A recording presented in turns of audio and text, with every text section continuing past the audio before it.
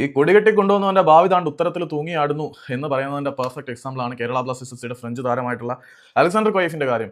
ഇന്ത്യയിലേക്ക് രണ്ടാം അലക്സാണ്ടർ വരുന്നു എന്നൊക്കെ പറഞ്ഞ് നമ്മൾ ഒരുപാട് കൊട്ടിഘോഷിച്ച താരമായിരുന്നു ഫ്രഞ്ച് ഡിഫൻസീവ് മിഡ്ഫീൽഡർ ആയിട്ടുള്ള അലക്സാണ്ടർ കൊയഫിന്റെ സൈനിങ്. ആള് സെന്റർ ബാക്ക് ആയിട്ട് കളിക്കും, ഡിഫൻസീവ് മിഡ്ഫീൽഡർ ആയിട്ട് കളിക്കും. അങ്ങനെ ആൾ വന്ന് നമ്മുടെ പ്രതിരോധ നിരയെ മൊത്തത്തിൽ സിമെന്റ് സെട്രോക്ക് ആക്കി മാറ്റും എന്നൊക്കെ കരുതി. പക്ഷേ ഇതുവരെയും ബ്ലാസ്റ്റേഴ്സിന്റെ ആദ്യ 11-ൽ സ്ഥിരം സാന്നിധ്യമാവാൻ കൊയഫിന് കഴിഞ്ഞിട്ടില്ല എന്നുള്ളത് ദൗർഭാഗ്യകരമായിട്ടുള്ള ഒരു വസ്തുതയാണ്.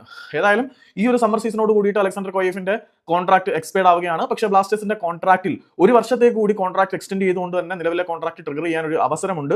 ഈ ഒരു extension close Kerala Blasters trigger ചെയ്യുമോ ഇല്ലയോ എന്നുള്ള കാര്യം ഇപ്പോഴും ചോദ്യചിഹ്നമായി നിൽക്കുകയാണെന്നാണ് IFTWCയുടെ അല്ലല്ലോ 90-minute സ്റ്റോപ്പേജിന്റെ റജിൻ റിപ്പോർട്ട് ചെയ്യുന്നത്. അപ്പം പറഞ്ഞു വരുന്നത് എന്താണെന്ന് വെച്ചാൽ അലക്സാണ്ടർ കൊയഫ് നിലവിൽ ബ്ലാസ്റ്റേഴ്സിന്റെ താരമാണ്. താരത്തിന്റെ കോൺട്രാക്ട് ഒരു വർഷത്തേക്ക് കൂടി ബ്ലാസ്റ്റേഴ്സിന് വേണമെങ്കിൽ എക്സ്റ്റെൻഡ് ചെയ്യാൻ ഒരു പ്രൊവിഷൻ കരാറിലുണ്ട്. പക്ഷേ അത് പുതുക്കണോ വേണ്ടോ എന്നുള്ള തീരുമാനത്തിൽ ഇതുവരെയും ബ്ലാസ്റ്റേഴ്സ് മാനേജ്മെന്റ് എത്തിയിട്ടില്ല. ചുരുക്കം പറഞ്ഞാൽ കൊയഫിന്റെ ഭാവി ബ്ലാസ്റ്റേഴ്സിന്റെ മാനേജ്മെന്റിന്റെ ടേബിളിലാണ്. വേണമെങ്കിൽ നിർത്താം, അല്ലെങ്കിൽ കളയാം.